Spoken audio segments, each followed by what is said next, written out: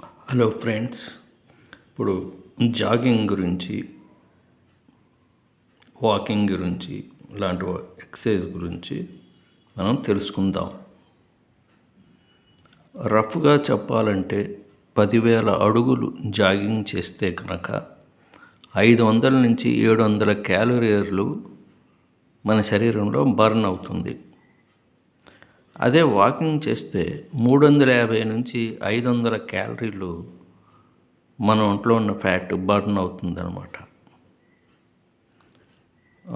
రెండు కూడా మన బరువును తగ్గించడానికి ఉపయోగపడేవే. స్లో జాగింగ్ కంటే ఫాస్ట్గా వాకింగ్ చేయటం మంచిది. ముఖ్యంగా ఒంట్లో ఉన్నటువంటి ఎక్స్ట్రా కొవ్వును కరిగించడానికి. అయితే మన శరీర పరిస్థితిని బట్టి ఏది మంచిది అనేది మనం సెలెక్ట్ చేసుకోవాలి. జాగింగా, వాకింగా అనేది. రోజుకి కనీసం 30 నిమిషాలు జాగింగ్ చేస్తే గణనీయంగా వెయిట్ తగ్గే అవకాశం ఉంటుంది. ఆయాసం వచ్చినప్పుడు రెస్ట్ తీసుకోవటం మంచిది. అదే పనిగా ఆయాసం వచ్చినప్పటికీ కూడా మొట్టమొదటి రోజుల్లో కొద్దిగా రెస్ట్ తీసుకోవటం మంచిది. జాగింగ్ చేయటానికి ముందు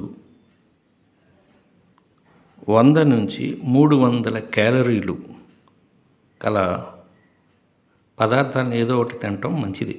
ఉట్టి కడుపుతో జాగింగ్ చేయటం కూడా అంత మంచిది కాదు అంటున్నారు పరిశోధకులు. అంటే కార్బోహైడ్రేట్స్, ప్రోటీన్స్ ఉన్న పదార్థాలు జాగింగ్ చేయడానికి ముందు మనం తీసుకోవటం మంచిది. జాగింగ్ కానీ స్పీడ్ వాకింగ్ కానీ చేసేటప్పుడు దానికి ముందు తీసుకోవడం మంచిది.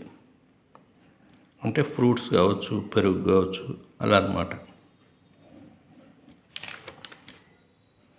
మార్నింగ్ మంచిదా, ఈవినింగ్ మంచిదా అనే సందేహం కూడా కొంతమందికి వస్తుంది.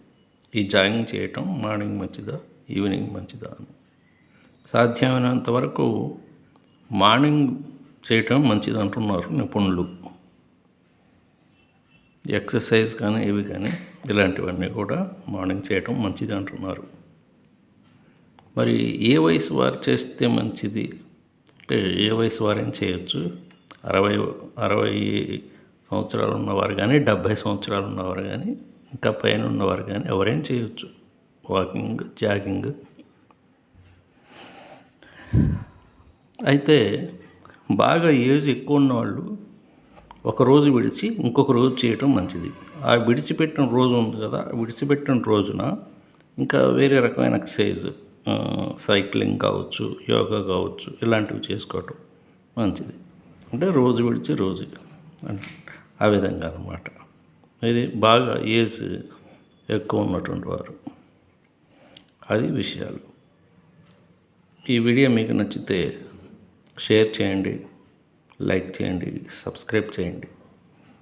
Thank you for being with me.